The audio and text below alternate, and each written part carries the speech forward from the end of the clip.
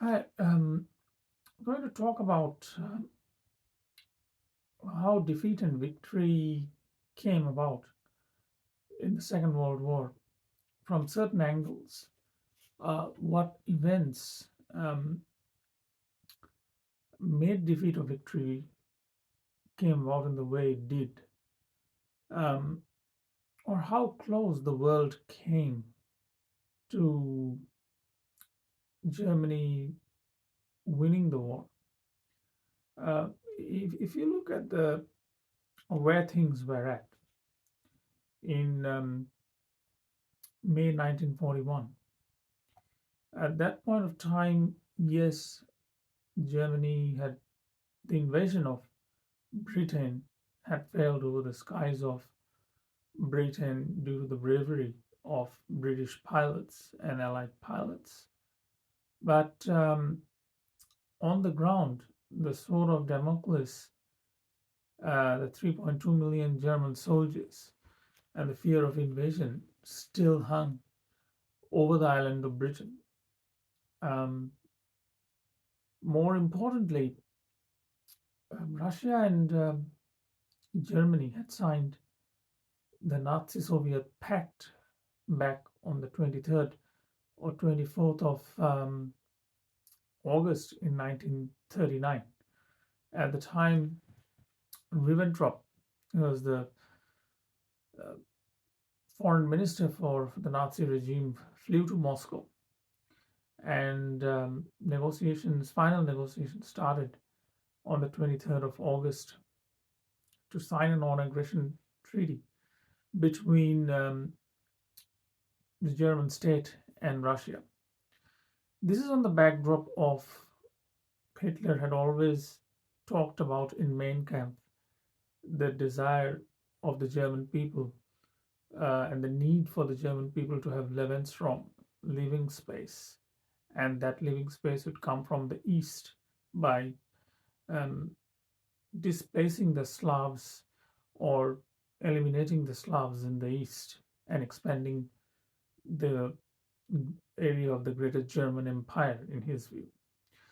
So, before the attack on the West came in 1939, 1940, the invasion of Poland, which started World War II, and the fall of France.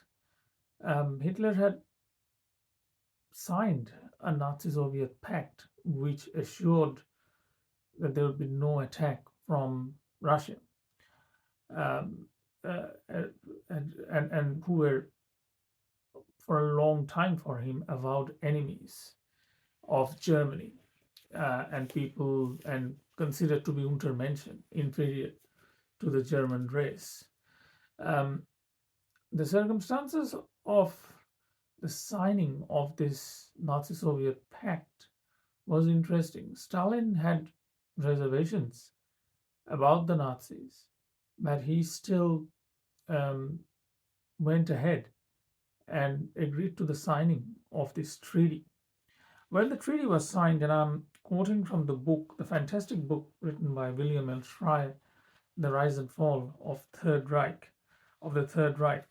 So there was uh, two large Condor planes that carried the German delegation on the 23rd of August to Moscow.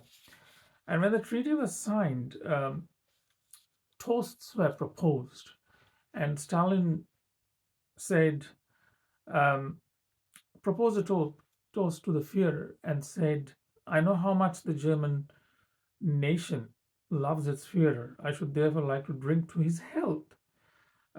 Molotov, Stalin's uh, foreign minister, drank to the health of the rich foreign minister.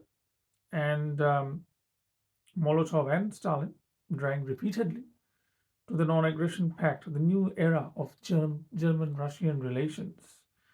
Um, rich foreign minister Ribbentrop in turn proposed a toast to Mr. Stalin, toasts to the Soviet government and to the favorable development of relations between Germany and the Soviet Union. Now, at this stage, if Hitler hadn't attacked Russia later on in May 1941 through Operation Barbarossa, there's a very realistic chance that um, Britain would have been defeated, whether that's by a land invasion or whether that's by the U-boat campaign that was happening at the time. But the fact of the matter is, there was, and don't quote me on these figures, but there was about 3.2 million Nazi soldiers who had defeated France and the Allied armies. And yes, there was the evacuation of Dunkirk and the defeat of the Battle of Britain over the skies of Britain. But these armies occupied most of Western Europe, and there was no credible opposition to them other than Russia. And the Stalin under Russia had signed a non-aggression pact, which under which he provided Russia provided war materials of various sorts, raw materials to Germany, and Germany, on its part, didn't keep the trade promises as much and supplied a minimal amount of arms and other things that the Russians, jet plane technology and other things, fighter jet technology and other things the Russians wanted. But the fact of the matter is, if Hitler did not attack Russia through Operation Barbarossa, the outcome of World War II would be very different. And that's just one of the things which would have changed history to something very catastrophic and disaster. But we need to realize that this happened um, because two of the biggest opposing powers, other than the United States, which was um, very isolationist at the time, despite the best efforts of Roosevelt, and who had a terrible time even trying to help Britain through its war efforts, and really struggled in that. Um, so, if there was not this falling out or this deep-seated hatred that Hitler had for the Slavs, and he's attacking Russia, then definitely the outcome of World War II would have been very different. Now, if we contrast that with what's happening in the world now and look at the United States at one side and the EU, and then you've got Russia and its biggest ally, Australia's biggest trading partner. Now, it's quite foreseeable to see a closer military cooperation between those two. And and that's even in the Ukraine war. And so, how will good prevail? We cannot just assume that that will happen because of a falling out, for example, of what happened in World War II. So, history um, often is written by victors, obviously. And the Nazi-Soviet Pact was something that Stalin tried to justify after the invasion of Russia.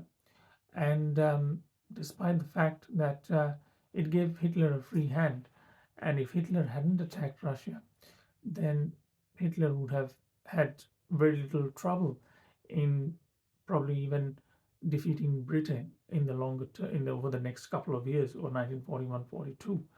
So there's a lot to learn from history as to how certain things eventuated, and which made the which sort of created the outcome of World War II. But there is no comfort that such fortunate things might happen again in the conflicts that we are looking at in the world now. And that's really some food for thought.